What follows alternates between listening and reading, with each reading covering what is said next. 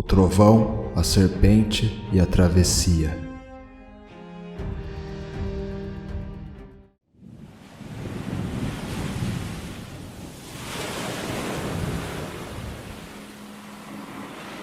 Enquanto Arik observava o mau tempo se aproximando das 5 embarcações que liderava, sua mente se encontrava em transe, recordando com detalhes da madrugada em que sua esposa, Sigrid, havia lhe dado o alerta sobre o fim dos tempos. Ela acordara berrando e agarrando o próprio cabelo ruivo com tamanha violência a ponto de gerar feridas no couro. O corpo todo da mulher tremia, os olhos escancarados, deixando transparecer uma expressão de absoluto horror. A respiração ofegante e o coração palpitando freneticamente.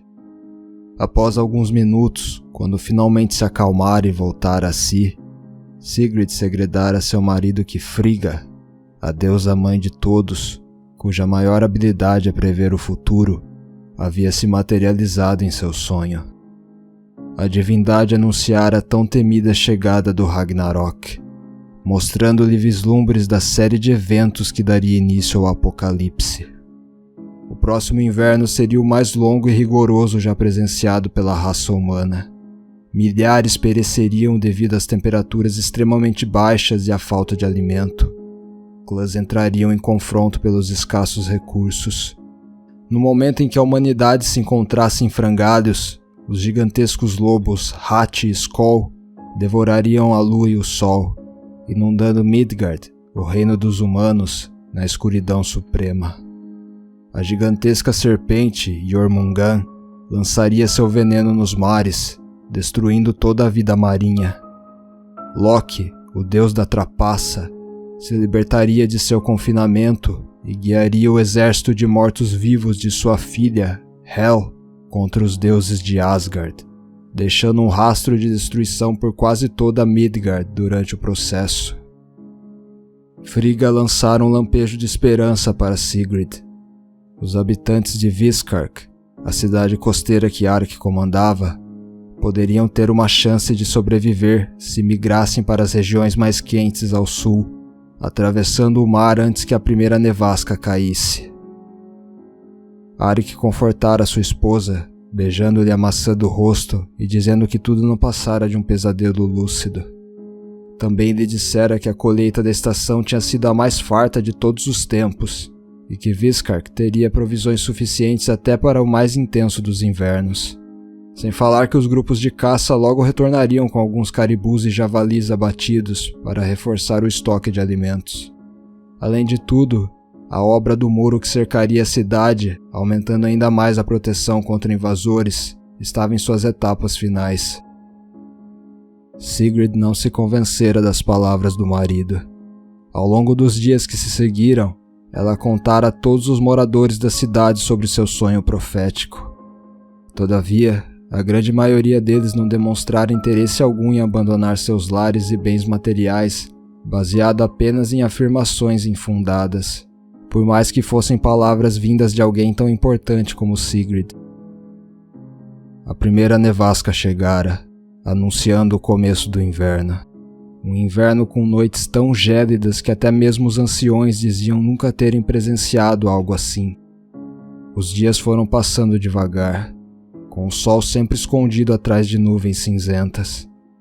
Caso aquele houvesse sido um inverno comum, os recursos alimentícios teriam suprido tranquilamente as necessidades dos habitantes de Viskark. Mas a estação extrapolara seu limite tradicional de duração e o frio extremo não dera sinais de trégua. A morte enfim cruzara os portões da cidade, levando consigo aqueles mais vulneráveis, os idosos, os doentes e as crianças de colo. Dentre elas, a filha mais nova de Arik e Sigrid, a pequena Ingrid, de apenas 3 anos. A partir daquele dia, Sigrid iniciara um voto de silêncio contra seu marido, culpando-o por ter negligenciado seus avisos a respeito do Ragnarok. Por mais que a morte de Ingrid houvesse devastado Arik, ele deveria exercer sua função de líder de Viskark e tomar uma atitude. Afinal, a cada dia morriam mais e mais pessoas por conta do frio e logo começariam a morrer pela falta de mantimentos, Quando se passara o tempo de quase 2 invernos seguidos, Arik optara pelo último recurso, uma viagem com os remanescentes para o sul, deixando Viskark para trás. Obviamente seria algo arriscado, pois provavelmente não teriam comido bastante para cruzar o mar até as terras mais próximas, e estariam ainda mais expostos ao frio enquanto navegassem. Sem falar que até mesmo os mais vigorosos guerreiros de outrora se encontravam em péssimas condições físicas, de modo que o simples ato de remar seria uma tortura. Por mais que tudo estivesse contra Arik, ele teria que tentar. Era uma questão de sobrevivência. O primogênito de Arik e Sigrid, Einar, cutucou o pai, arrancando-o de seus pensamentos. O garoto possuía o mesmo cabelo ruivo de sua mãe, porém os traços faciais se assemelhavam muito aos de Arik. Ele apontou para a popa da embarcação. Acho que vi uma baleia ali atrás. Arik direcionou o olhar para onde o filho indicava. Quão grande ela é? Gigantesca, o garoto respondeu entusiasmado. Só pela parte do corpo que eu consegui ver saindo da água, eu diria que é maior que eu já vi. Podemos ter uma noção do tamanho de uma baleia através da altura do borrifo de água que ela solta ao surgir na superfície. Arik afagou o cabelo do filho com sua mão zorra. Quanto mais alto for, maior o animal. Estranho, Einar franziu as sobrancelhas. Eu vi várias vezes o corpo dela saindo da água e nenhuma vez ela borrifou. Isso é mesmo muito estranho. Arik coçou sua barba. As baleias fazem isso para conseguir respirar. Talvez você tenha visto um tubarão ou algum outro peixe grande, meu filho. Pode ser, Einar concordou. Pai, reparou como aquelas nuvens escuras que estão vindo na nossa direção se parecem com um lobo? Sua imaginação é muito fértil, Einar. Arik esboçou um sorriso e deu um tapa de leve no ombro do filho. Vá lá cuidar da sua mãe. As coisas vão ficar feias por aqui em breve. O garoto obedeceu ao pai, afastando-se da proa. Do outro lado do barco, Sigrid encarava Arik com o mesmo olhar inexpressivo que vinha mantendo nas últimas semanas. O líder viking tornou a mirar o mau tempo. Conforme observava, ele chegava à conclusão de que Einar tinha razão. A imagem daquele gigantesco lobo negro formado pelas nuvens fez um calafrio percorrer o corpo de Arik. Uma leve brisa espantou a névoa que encobria o sol. Os feixes de luz banharam a pele de Arik. Há muito tempo ele não sentia aquela sensação de conforto proporcionada pelo calor do astro. Ele fechou os olhos e respirou profundamente. No entanto, a alegria durou pouco. Ao abri-los novamente, percebeu que as nuvens negras haviam avançado com uma velocidade absurda, chegando até onde eles se encontravam. A boca do lobo parecia se abrir conforme se aproximava do sol.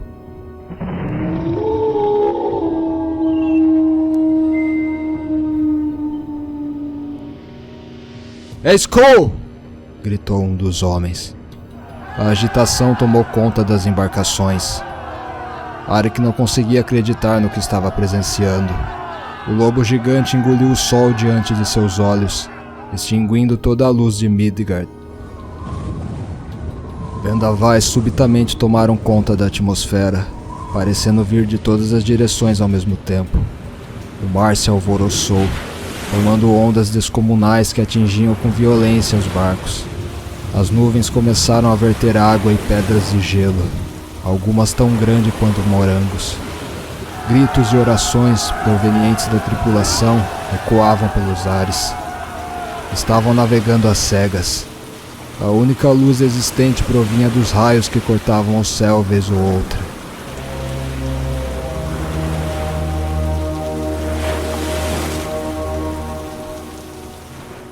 Em meio ao caos, os tripulantes puderam ouvir o som longínquo de uma trompa, aparentando vir do céu. Aquele era o sinal de Heimdall, o guardião de Bifrost, a ponte que liga o mundo dos mortais ao mundo dos deuses. O chifre Galahorn havia sido soprado, anunciando o início do Ragnarok. Arik correu até sua família, mas caiu de joelhos no meio do percurso por conta de algo que havia se chocado contra a embarcação. fazendo-a balançar. "Pai, é a baleia que eu falei!" berrou Einar. O homem se levantou e olhou para o mar, onde pôde ver parte do corpo da criatura submergindo.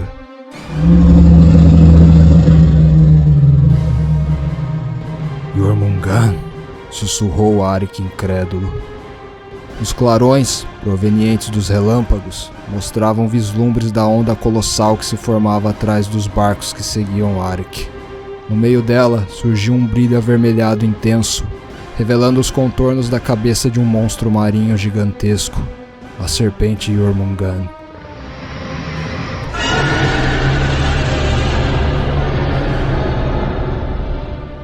A criatura engoliu uma das embarcações de uma só vez, levando consigo muitos daqueles que haviam confiado a Arik a segurança da travessia para as terras ao sul. "Povo de Viskark, recolham a vela e remem por suas vidas!" ordenou Arik. "Jormungand está logo atrás de nós!" O fulgor vermelho emanado pelo corpo do monstro transmitia a impressão de que o mar estava sangrando. Embarcação após embarcação foi tombando diante da fúria da serpente, até restar somente a de Arik. O frenesi das ondas quase fez o barco virar inúmeras vezes, mas os vikings resistiam bravamente, lutando contra a ferocidade das águas. O próprio Arik remava com seu povo, incentivando-os com palavras de coragem. O pequeno Einar abraçava sua mãe quando uma das ondas acertou em cheio a embarcação, fazendo com que o garoto caísse no mar. Sigrid berrou por ajuda para o marido. Arik, que tinha visto tudo, mergulhou nas águas turbulentas na tentativa de resgatar o único filho que lhe restava. Ele conseguiu retirá-lo das profundezas e levá-lo para a superfície, porém o garoto estava inconsciente. Arik nadou com o braço livre com o intuito de alcançar o barco, mas ele havia se afastado demais, ao contrário de Jormungand, que se aproximava cada vez mais de pai e filho. O monstro marinho se projetou para fora do mar, demonstrando toda a sua magnitude. Um par de chifres retorcidos brotava do topo de sua cabeça. Suas presas eram maiores do que um homem adulto, e seu rugido era ensurdecedor. A serpente dirigiu a bocarra para Arik. Estava prestes a devorá-lo quando um pequeno objeto os uniu no ar, atingindo em cheio a cabeça da criatura, derrubando-a. O estranho objeto simplesmente interrompeu sua trajetória após acertar o alvo e retornou pelo mesmo caminho que viera. Uma saraivada de raios iluminou o céu. Trovões ribombaram de todas as direções. Em meio à tempestade, uma biga puxada por 2 bodes negros desceu das nuvens. Quem a guiava era o campeão de Asgard, Thor, filho de Odin, brandindo seu martelo, Mjolnir, o objeto que derrubara Jormungand. A arma retornara a ele devido à luva dourada que calçava na mão direita. O deus do trovão usava uma capa feita com a pelagem de um urso pardo. Sua barba ruiva descia até o peito. Faíscas brotavam por toda a extensão de seu corpo, revestido por uma armadura de bronze. Thor conduziu sua pequena carruagem até Arik e Einar. A divindade ofereceu a mão esquerda para Arik, que retribuiu o gesto. O deus do trovão puxou-os para dentro da biga e os levou até a embarcação remanescente. Arik reanimou o filho, fazendo-o expelir a água dos pulmões. O garoto enfim recobrou a consciência. Sigrid, com o rosto banhado de lágrimas que se misturavam com as gotas de chuva, envolveu o filho e o marido em um abraço.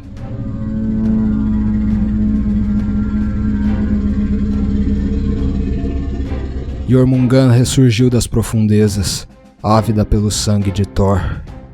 O campeão de Asgard fez os bodes levarem-no até a altura dos olhos da serpente. Os animais começaram a correr em círculos em uma velocidade absurda, enquanto Thor arremessava seu martelo em um ponto da trajetória circular, acertando a cabeça de Jormungand e o recolhendo na extremidade oposta. A série de golpes praticamente destroçou a cabeça da serpente, que tombou novamente. Thor desceu até próximo dos vikings, saltou de sua biga e aterrissou na embarcação. Os tripulantes foram abrindo caminho conforme ele se dirigia até Arik. Escute, humano, proferiu Thor. Não poderei usar os raios para atacar Jormungand enquanto vocês estiverem por perto. As descargas poderiam atingi-los. Eis o que farei. Amarrarei meus bodes ao seu barco e eles os levarão para um local seguro. O deus do trovão apoiou a mão direita no ombro esquerdo de Arik. Cuide de sua família e de seu povo. Arik replicou o gesto de Thor e assentiu em agradecimento. Thor desatou a corda que prendia os bodes à biga, amarrou-a na proa da embarcação e entregou as rédeas dos animais para Arik.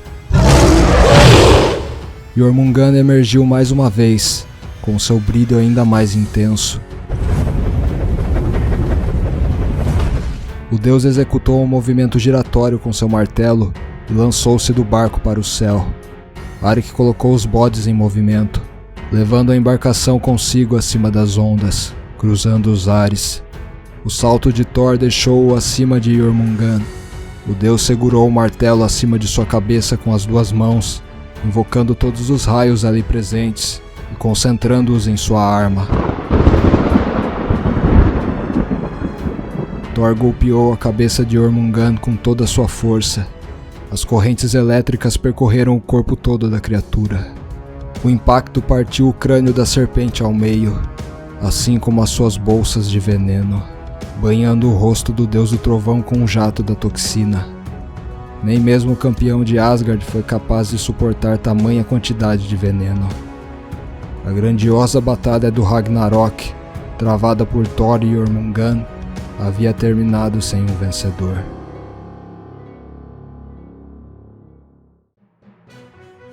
Se você chegou até aqui, agradeço de verdade. Só queria deixar um recado. Esse conto faz parte da antologia Ragnarok, da Cartola Editora, focada em autores nacionais. Na descrição há um link para a livraria virtual da editora. Lá você poderá adquirir essa e outras obras incríveis. Apoie a literatura brasileira. Dito isso, fui!